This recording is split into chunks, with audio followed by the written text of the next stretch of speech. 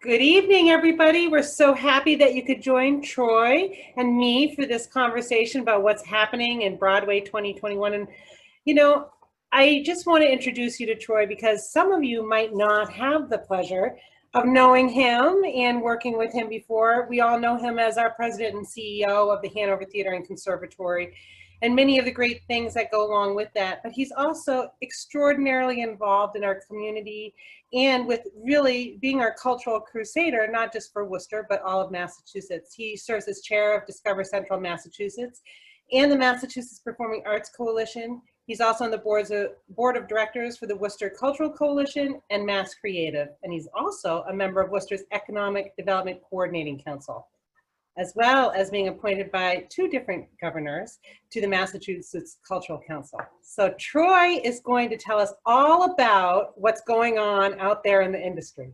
Take it away, Troy. Thank you, Lisa. I'm going to share my screen here. Thanks for tuning in, everyone, and thanks for having interest in it and caring as I do about the future of this organization. So I'm going to talk about COVID-19 and its impact on the live theater world first, and then on the Hanover Theatre in Worcester specifically. I'll also talk about what we're doing now in the interim before we can reopen, and on what our reopening is going to look like. And I'll also address some of the questions that some folks sent in advance of this call. Before we start, I want to make a quick clarification to some recent misleading press we had a couple of weeks ago. I had the opportunity to give testimony to a Massachusetts State Senate committee about the impact of COVID-19 on performing arts organizations in the Commonwealth. I was the sole performing arts representative to testify, and I told the committee that not all of Massachusetts theaters are likely to survive this shutdown. I also said that the Hanover Theatre and theaters like us that are performing arts houses like us need 1,500 or more seats to make the great majority of our shows financially viable. So it's not feasible for us to reopen with social distancing measures in place. Well, unfortunately, this was the headline. We've had lots of calls and concerns and people looking for refunds and things because they didn't read past the headline and they assumed we were closing permanently. So just to be clear, we will survive this shutdown. The Hanover Theatre is not going to close. I can't emphasize enough how deeply this has impacted us, but we are taking the necessary and sometimes painful steps to make sure that we are able to reopen again when the time comes. I did tell that committee is that not all of our industry is going to survive this. There's going to be a contraction over the next 12 to 24 months. This has been a huge hit to our whole industry, and I think we are going to survive it. But it's going to be it's hard to overstate the impact. So, thank you for allowing me that detour. And on that cheery note, let's get started. So the world of Broadway and touring theater can be opaque and difficult to understand, but the most important thing, I think, to know is that we are all very connected. What happens in New York in the Broadway theaters there very much impacts what happens here in Worcester. So on March 12th, New York State declared a state of emergency and ordered that indoor events stop. All of the Broadway and off-Broadway theaters shut down and have not reopened. They initially announced that they would close through April and then through June and then through September, and now they've announced they won't reopen before January. Some of the early reason for making those announcements in stages was uncertainty about the path the pandemic was going to take. But more recently, though, it's more logistical than that. Those 41 Broadway theaters that you can see listed there have collectively 50,491 seats. So at 8 performances a week, that's a little more than 400,000 seats per week. So 9 months of closure is with the percentage of Broadway seats that are pre-sold that far in advance is more than 10 million seats. At an average of 2.5 tickets an order, that's about 400,000 customers, 400,000 emails, 400,000 phone calls to deal with refunds and exchanges. So it's the sheer impossibility of managing all that that's now driving the timetable by which the Broadway League is announcing their reopening plans. And then from a financial perspective, the average ticket price on Broadway last year was $122. So 9 months of shutdown, you're looking at $193 million in lost ticket revenue in New York alone. So certainly if this goes on much longer, pretty soon we're going to be talking about real money. More than money, though, Broadway is an economic engine for New York. And when we go see a Broadway show, we see the 30-person cast on stage, and we hear the 20 musicians in the pit. We hear the ushers that we see in the lobby. We don't, what we're seeing is really the tip of the iceberg. This is a map of, at a really high level, of all the people that are engaged in creating and running a Broadway show or a touring show. So the ripples that are created when just one show or one tour opens or closes are felt across the country. So the ripples created by closure of the entire sector, it's not a ripple, it's more like a tidal wave. All of the things that are true for New York are true at a lesser degree for tours. So let's talk about tours again for a minute and for the rest of the country. So as theaters like ours started closing in March and April, the touring shows who play a week here, move on to a week there, move on to a week there, all found themselves with a week in Omaha and then a week that was canceled somewhere else, and then another week that was in Des Moines, and then Chicago was canceled the next week. So the tours really are too expensive to be able to function that way. They need to be able to run concurrent weeks. They need about 30 weeks or more in order to make a typical tour financially viable. So without every city on that route, even though some cities may have been viable still, the tours shut down one by one. So over a period of weeks, every one of them shut down. They were all scheduled to reopen in September. Now every single tour on the road has shut down September, and they've all announced a relaunch in January, or some of them later than that. However, the tours all book out more than a year in advance, so they already have confirmed dates in the spring of next year. But the venues that expected to have those tours come in this past spring or this coming fall are going back to the touring agents and saying, hey, what about me? You were supposed to play my building in October, and now you can't forget me. So the agents are scrambling and trying to move these tours around. So for instance, they're saying to some people like us, you know, we had this show scheduled for you guys in January, but now I needed to play this bigger city, and we'll come to you a couple months later. By way of example, we have Jimmy Buffett's Escape to Margaritaville next year. It was originally scheduled to be in Worcester in October, but for that exact reason, we got bumped back to next January. Turns out that was a good thing, right? But over the coming months, I think it's very possible that the shows and the dates we have in next season are going to continue to move around a little bit as the booking agents try to make some sense of the touring map, and they try to squeeze in cities that got canceled. So first off, for those of you who are subscribers, I want to thank you in advance for your patience, and let you know that you are the most important thing to us, and we will prioritize our subscribers above all else. There were a couple of questions submitted for today about how subscriber seats work and how subscribers retain their seats if we do socially distanced seating, where you can only sell every other row and every third seat. One thing is for certain, the Broadway tours just don't work that way. There's just no financially viable way. A touring show costs, you know, anywhere from $300,000 to $500,000 for a week, which is a maximum of 8 performances. And so, if we can't reach 16,000 people or whatever, you know, whatever that capacity is, our house times 8, it does not work financially, and we're unable to go ahead with it, and the tours would be unable to go ahead with it. So, the downside of that means those shows have to wait, and they can't come back until we can fully seat the theater. The upside of it for the subscribers means that we don't have to face that problem. Your subscription seats are your subscription seats, and you will be in those seats. If you've purchased a 7-show subscription and we're only able to present 5 of those shows next year, then we would offer you a refund or exchange it the following year.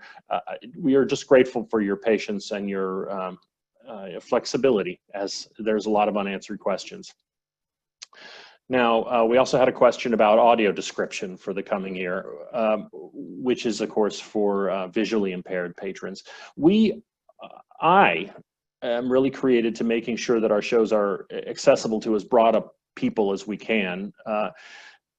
You know, so things like audio description for the visually impaired and American Sign Language interpretation for the deaf are those are really important to us, and I would be loath to let those go. I would stop short of guaranteeing that they'll be a part of this series this next year, because there are so many unknowns, but that would certainly be my intent and my hope. So let me go back to this. Oh, well, I missed a slide. So this is the rest of our Broadway series. This is, we also have a 7th show, which we'll come back to and announce later in August, which is one of the high profile ones, which I think you'll be excited about. So now let me go back to this graphic for a minute. So for, to a lesser extent, the same human impact on Broadway is true across the rest of the country. The shows themselves arrive here on trucks and buses, but a lot of the people that make that show happen are based here in Worcester. It's beyond the full-time staff here at the theater. There are 200 stagehands that work on shows that are based here in Greater Worcester. There's all of the bartenders, there's all of the EMTs, the security folks, the police out front. So the lost employment for those folks, I would call it secondary impact. And then there's what I'd call a tertiary impact, right? The dollars that you spend outside the theater when you come to a performance. You go to a local restaurant, you go to the parking garage across the street, and then the dollars that the theater spends locally too. We spend nearly $1 million a year, or have in the past spent nearly $1 million a year on advertising and marketing across all of our performances. So that's money that now won't be flowing into until we reopen. The Telegram and Gazette, the local radio stations and TV stations. So you know, the title of this webinar was Impact. A lot of those impacts are very real, but very hard to measure. So I'll start with the ones that are the easiest to measure. Here's a look at what we think the financial impact will be on us this year. Ticket sales, if you took all the performances that we will have canceled from March through December, it'll be somewhere in the neighborhood of $5 million. Now, it's not a $5 million loss. We are not paying performers on the shows that we're not doing. And our staff, our event staff, stagehands and bartenders and such have been unemployed with respect to the Hanover Theatre, at least since March. Through CARES Act funds and otherwise, we've worked to keep our administrative staff fully employed. That money only goes so far, though. So without any of this earned revenue, our staff, most of our staff will be on furloughs starting next week, which is painful until we're able to reopen. But again, we are prioritizing making certain that we are able to reopen when we can. So between the eliminated show expense and the reduced staff cost, it results in a net loss of about $1.8 million this year. That's what we expect the financial impact on the Hanover Theatre to be this year from COVID-19. Now we can offset some of that. We did get some support from the federal government in the form of a payroll protection program loan that we expect will be fully forgivable. We just completed our theater district campaign, a capital campaign. We were able to reach out to major contributors to that campaign and ask for their permission to unrestrict those contributions so that we could use them not for the original capital purpose they have been given, but to help keep our doors open at this time, and we received that approval. And then we created what we call the Resiliency Fund, starting with ticket donations to canceled performances. Many of you allowed us to keep the ticket revenue when you bought tickets to a canceled show. Then our board of directors collectively made a $60,000 dollar-for-dollar matching gift. The community came together and made that match. And then most recently, we were awarded a $50,000 grant from the Worcester Together Fund and a $100,000 grant from the Alden Trust. So altogether, we're at over $350,000 in that fund and over $1.6 million altogether. So we're well on our way to offsetting that $1.8 million loss. However, all the numbers we've talked about so far are based on us reopening in January. There is a very real risk that won't happen, and we'll have to bridge a longer gap. And then there is the risk that if we do reopen in January, ticket sales aren't going to come back at full speed. Now, we are currently hoping to see about a 70% return. When we're able to return to a fully seated theater, we hope that our audience will be back at about 70% of what our pre-pandemic sales were. And I think so there is risk that number is wrong one way or the other. And I think it's reasonable to think it's going to take some time to ramp back up to what it was. So the reduced revenue for us means two things. One, we're going to have to do some retrenching and reversing some of the growth that we've seen over this last 10 years. And our staff is going to contract a little bit. And And number two, our fundraising need is increased. So we have, fortunately, a lot of support, as I said, in the community. Now that I've painted about as bleak a picture as I can about what, and unintentionally, I'm sure, about what we're going to do, let me talk about what we can do to stay vital and engaged over these upcoming months until we can fully reopen. First, we should talk about what we're doing already. When we shut down for a week in March, we shut down in March, our conservatory program shut down for a week and then fully reopened online. So all of our dance, theater, and technical theater teachers are now teaching those classes via Zoom. We've learned a lot of lessons, and we're excited about it, and we're proud of being able to continue those programs. So another potential is partially seated shows. Now, this is the concept where you seal every other row of seats and you create empty seats between each group. This particular map is from Berkshire Stage out in Western Massachusetts. They're going to do a reduced capacity performance this summer. So there are not a lot of things that we could do in this format. Our Broadway tours won't financially work this way, but in the hope that we can find a few things that do, we would try to do what we can to keep our venue active. And then the Brickbox Theater. Some of you have heard about the Jean McDonough Arts Center at 20 Franklin Street, just a block away from us here. That space finished construction this month, and it is scheduled to open in September, albeit to a small number of performances with a reduced audience size of about 100, and rather than the 300 that it should be able to accommodate when it's fully up and running.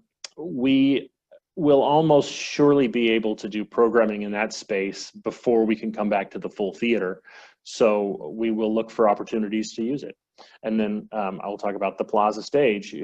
How many times have most of us heard of us talk about this construction out front? The city paused that construction, and we understand they're about to restart it in the coming weeks.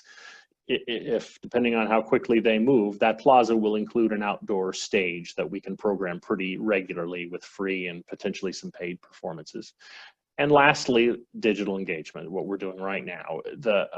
We are a presenter of touring performances. We don't create the shows here, with the exception of our holiday shows and our youth programs. So we don't have product we can digitally stream.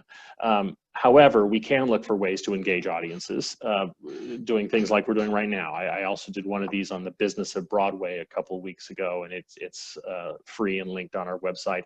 And soon we're going to announce a date for the one that you see here, with the director and choreographer for the Broadway and touring productions of Anastasia.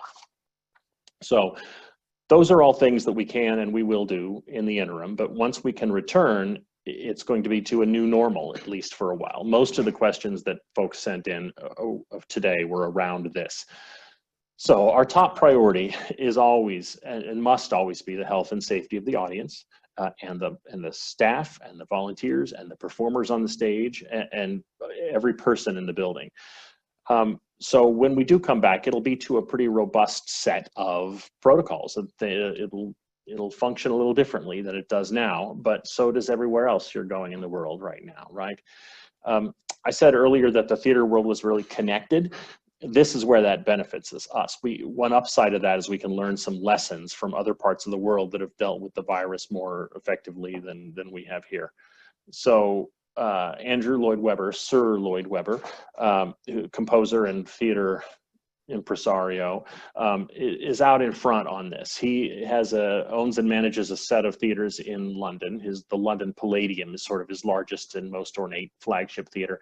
He has gotten permission from the UK government to do a pilot program with a socially distanced audience of about 600 people. They did a performance last Thursday, a concert, and he installed a bunch of measures to keep the audiences and performers, but in this case I'll talk about audiences safe, and I'll talk about those in a little bit. I'll talk about those right now. So the things I'm about to show you relate to that organization and that performance, but this is really exactly the sort of thing we'll implement here. I'm working with someone in their office, and they're very generous about sharing what they've done to implement there. So they've created protocols that are very much like what we'll do here. This is a series of images from their new visitor's guide describing what actions audience members will be asked to take. So you'll be asked to take your own temperature before you come to the theater, to avoid public transportation, bringing a face covering. Tickets have different arrival times on them, so that if you're here for an 8 o'clock show, if you're seated in one section, you might be asked to arrive at 7:20. If you're seated in another section, you might be asked to arrive at 7:40, to help so that all audience don't arrive at once. Once you arrive, the box office lines, other lines, are laid out and signed so that people can easily social distance from one another. Attendees, everyone provides contact information and is able to be reached, therefore, quickly if there's a case identified. There's sanitizer stations provided all over the place throughout the building. Theater staff will take temperatures in a touchless manner with thermal imaging on your way in. Let's see, and then all that before you scan your ticket to come into the theater. And then during your visit, all the routes here are laid out and signed. I'll show you some photos in a minute. All payments are contactless. Concessions, they didn't do lines at bars. They did in-seat ordering and with items delivered to your seat.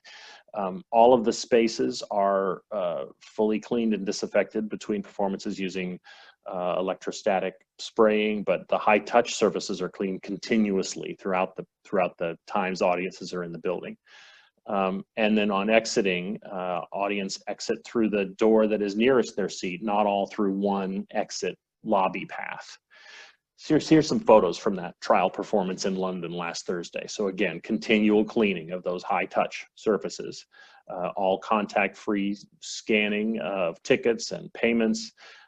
This is an interesting part. This is a sanitizer misting portal that was developed in South Korea and used there, through which audiences pass as they enter. The perspective on this photo is a little weird, but it looks like a metal detector at the airport, and this is a close-up of that little flyer that's attached to it there. So I'll give you a second to read this, because it does a better job of saying it than I can.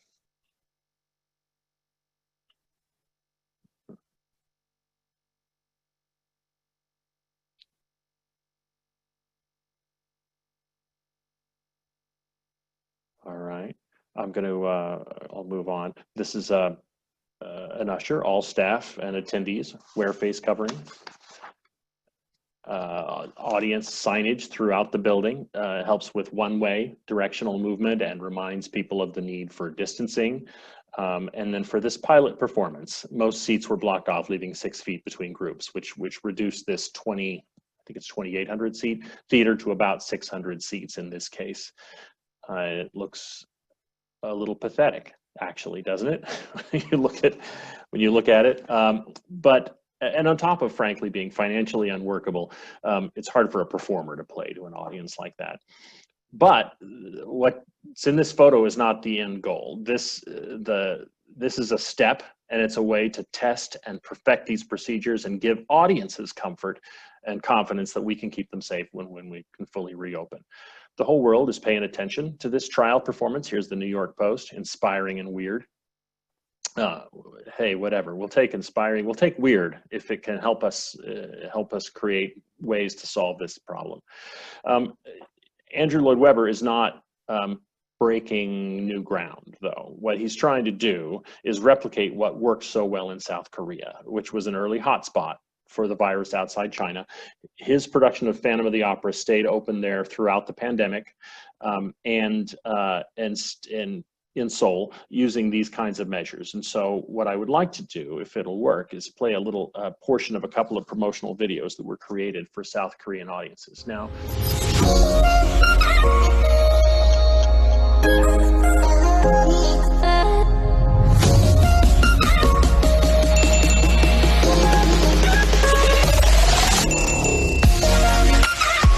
in this case, they're using a hand mister rather than a walk-through.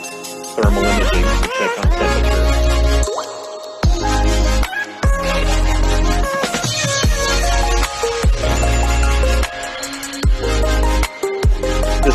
questionnaire attendees fill out to affirm that to their knowledge they haven't been exposed to the virus, and to enable them to be tracked down and communicated with quickly if a person seated near them in the theater does report a case.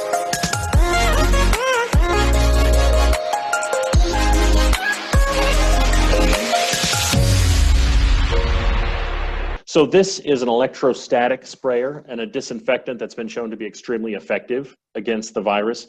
The difference between this and a traditional sprayer are the particles of disinfectant. As they come out, they're charged electrically, so they act like little magnets, and they attach, they are drawn to surfaces, so and they adhere to those surfaces. So whereas if you were using a traditional mister, that mist would settle in the air and it would land on the top surface of whatever you were spraying toward. This way, all surfaces attract magnetically those particles. Once a particle of disinfectant lands on that surface, it now repels the next particle that comes along, which pushes that particle to a new place. So essentially what this means is by spraying mist, you coat each side, the underside, the back, the bottom of everything, of all of the seats, the railings, whatever you're spraying, with a disinfectant. It's incredibly effective. We've already purchased some of this equipment. I'm not sure it's arrived yet, but we're getting there. I'm going to jump past some of this video, and I'd like to play the last, excuse me, let me just say, I'd like to play the last section because it gives a little bit of perspective on the complexity of keeping the cast and the backstage crew safe. The first thing we do when we take the costumes off is we spray them with an alcohol spray. All of the costumes get sprayed. There's 275 costumes that we use in this show. The second thing we would do is we're cleaning the masks. We have sterilised wipes, and we put gel onto them, which we then clean all the masks and all the inside of the hats. We then take a Dettol spray and spray all of the shoes, and we spray all of the gondolas. We roughly have 175 wigs in the show. As the performers, the dancers, actors, actresses, they sweat quite a lot on stage.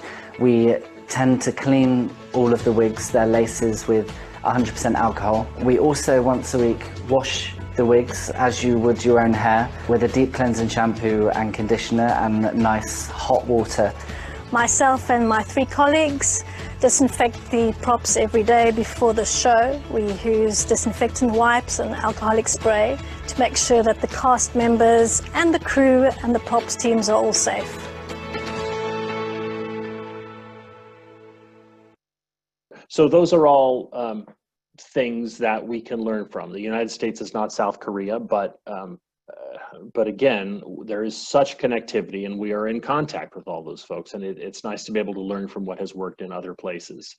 I want to go back to this slide one last time to talk for just a minute about the longer term impact that I can see coming down the road of COVID-19. So all of these people, from the actors to the publicists, to the producers, to the designers, to the casting agents, all of these people are at home right now. They're all unemployed. And the world is going to come back from this virus, but we will be one of the last. Our industry will be one of the last to reopen. These folks have already been out of work for 4 months, and it's going to be more before they're back at work.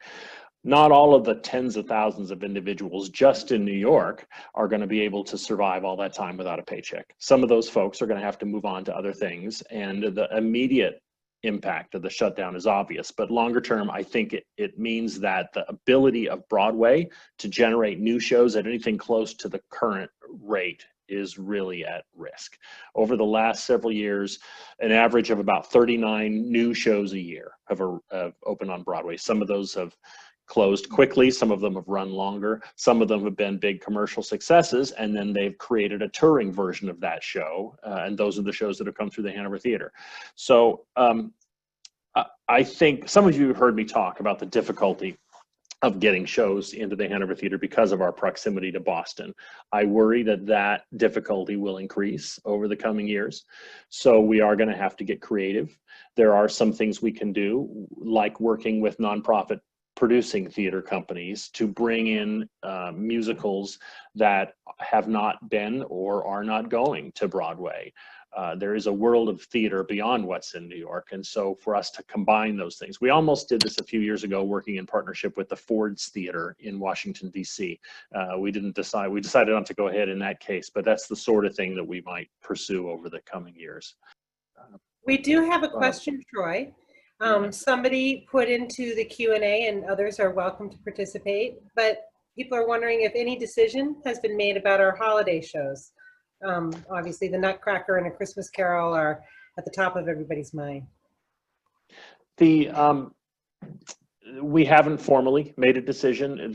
Our holiday shows are difficult. Both Nutcracker and A Christmas Carol are large cast productions. So while they are our own shows and we have more flexibility with them than we do for the touring shows, and arguably we could look and see if we could do more performances to a smaller audience and whether we could make sense of it financially, it doesn't matter if we can't protect the casts, the dancers and the actors. So I think it's safe to say that we cannot do the holiday productions in the same way we did last year. It doesn't mean we're going to give up on it. We're still having some conversations about the Nutcracker, and A Christmas Carol, we're having conversations as well. I wouldn't, that's a pet project for mine and I'd hate to let it go. So we're looking for ways to be creative, to find a way to do a different Christmas Carol this year, but one to keep some continuity. Excellent. You alluded earlier to some of the dates possibly needing to change, likely needing to change for our Broadway shows. We've talked about that a little bit internally. Do you want to tell people the timeline that we're thinking about for that? Yeah, I think that, well, what have we said, Lisa? I think we're saying that we're hoping to look at things in September and see where shows are, but we'll likely, it'll be later in the fall before we'll know for certain. Tell me, you remember better than I do, perhaps, what we said. No, I think that that's right on, and I think that we were hoping that when we announce our 7th show, which is going to be my favorite one, that we'll have a better idea, and the tours will also have a better idea as far as any moves that they had needed to make. We do know that there will be a couple, and we hope to be able to announce them all at the same time, but we're working with the information that we have. I do have somebody here who said they just signed up for the murder mystery there. And I'm not sure what the second part of their question was, but I think that they're alluding to, are we thinking of doing perhaps more of those digital musicals? It's an interesting concept, and we had shied away from doing live streaming before. Do you want to comment a little bit about what makes the Killer Party a little bit different? Yeah, well, first, as I sort of noted before, we are a presenter and not a producer, so we don't create the musicals here. So when we have an opportunity through something like the Murder Mystery Musical to take something and make it available to our patrons, we'll find ways to do it. I think that's exciting. Generally speaking, I think we have to be careful as an industry that we don't undervalue the importance of live theater. There is something that's special that you just cannot replicate about being in the same room with a performer. Now, that said, we do what we have to do to stay connected with our audiences during these times. So I think we will continue to look for things like that, where we have partners out there that are creating content and product that we can help connect you with. Absolutely, and the casts themselves. And you had said that, you know, this is a way that we can actually help support some of the actors who aren't working right now as well. That's right. That's right, for sure. I see another one there. Do you see?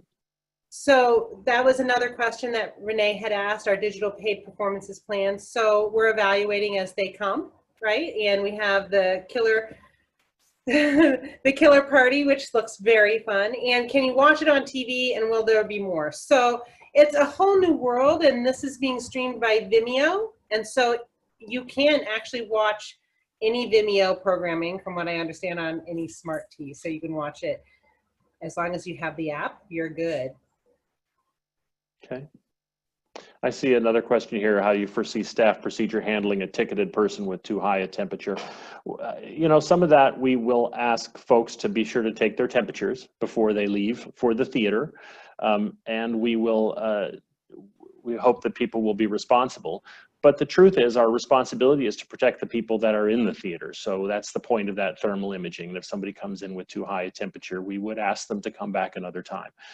We will, of necessity, be very flexible with things like exchanges and refunds. We're not going to force somebody to come see a show if they're not healthy. In fact, we don't want them. We cannot allow them to come see a show if they're not healthy, because we have to protect the whole audience. So we will do everything in our power to be friendly and flexible for them, but we will prioritize the full audience.